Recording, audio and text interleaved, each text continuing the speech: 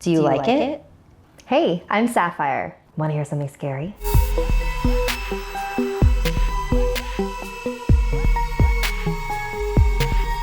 Legend has it that there are websites on the deep dark web where you can pay to watch a live murder. These are called red rooms, named after a popular Japanese urban legend. Why is it called a red room? Let this story by username Violetsumire explain. It was my rare day off, a day where I didn't have to worry about all the traveling and the chaos that usually accompanies my work.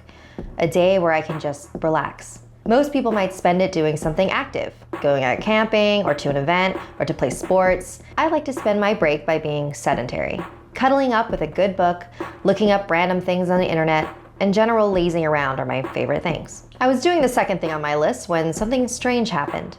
I have a pretty new laptop with the newest operating system, so when the pop-up came up on my screen, it was a bit surprising. Not just because I have pop-ups disabled, but because the format and the style of it was of the older operating system. I frowned, hoping that I didn't have a virus or something. My first thought when anything goes wrong with my computer. The message on the pop-up was written in Japanese and it read, "Do you like it?" The text was in black and the background was a bright red. There was nothing else in the ad.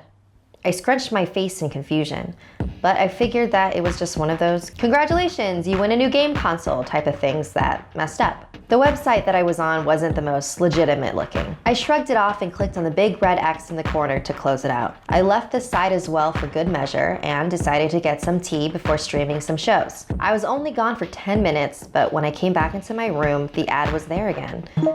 Now I was more worried about the possibility of a virus. I didn't have anything open on my computer, so it definitely wasn't just some pop-up. I closed out of it again and went to run a computer scan when it appeared again. Except this time, a voice followed it. "Do you like it?" It was a high-pitched child's voice. The voice seemed to echo as if someone was talking in a tunnel. It rang in my ears, so I reached to turn the volume off, but my computer was already muted. I felt goosebumps travel up my spine. I closed out of the pop-up again, but it simply came right back up, the voice louder. I immediately closed my laptop. "Nope, not today," I muttered out loud. I went to go out of my room, but my door wouldn't open. I frantically pulled on the knob. There was no lock on the door. There was a pinging noise behind me and I jumped. I looked at the computer on the table with bated breath. "Do you like the red?" The voice now asked. At this moment, I knew what this was. How could I not? It was a very popular urban legend in Japan. This was the Red Room. I ran to my window and threw open the curtains. I pushed at the frame, but it was no use. It wouldn't budge. I looked out and hoped that someone would be outside, as it was still in the middle of the day. But the street outside was sparse. Behind me, the child's voice was growing louder, the question now in a continuous loop. "Do you like the red? Do you like the red? Do you like the red?" I felt tears of frustration running down my face as it grew harder and harder to hear my own thoughts, but I needed to get out.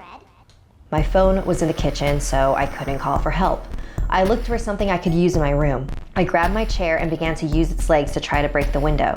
It took a few tries, but I could begin to see the cracks form in the glass. I also noticed that my room was growing darker, even though the sky was cloudless blue. I stood still, the chair no longer in my hands, but on the floor, forgotten. I should have ran to the window and broke off the rest of the glass to escape, but a foreboding feeling in the pit of my stomach prevented me from moving. That and the breath on the nape of my neck. "Do you like the red room?" Red. Of course I like the red room. I've always wanted a red room. This room is not red. I have to fix that. I searched around my desk. Box cutter. Perfect. Hands isn't enough. I need more. Have to make sure not to waste a single drop. The banging at the door woke me up. "Sumire." I recognized that voice. It was my coworker, Sora. I groaned. What is he doing here on my day off?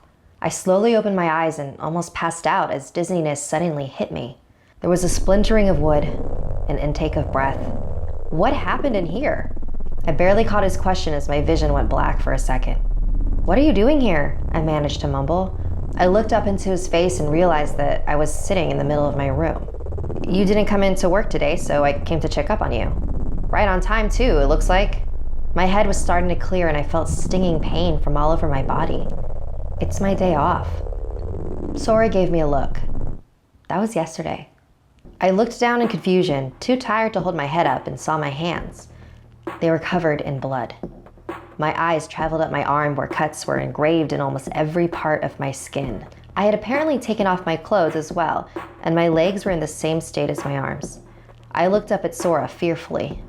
"Let's get you to the doctor." He gently wrapped a blanket from my bed around me and carried me. It was then that I noticed the state of my room. Red. There was blood all over the walls. My blood. I pulled on Sora's clothes. "My laptop. Check my laptop." Setting me down gently on my feet, he opened my laptop. There was a single window open, a single screen with black text framed in a bulky old-fashioned window. Do you like the red room? A very special thank you to Enya Waters, Samantha Brown, and Jasmine Murphy. Your support warms my cold dead heart. Like this video if it gave you the chills, and don't forget to subscribe to Snarled and check out our other videos. And if you dare to follow me, my links are in the description below. Until next time, sweet dreams.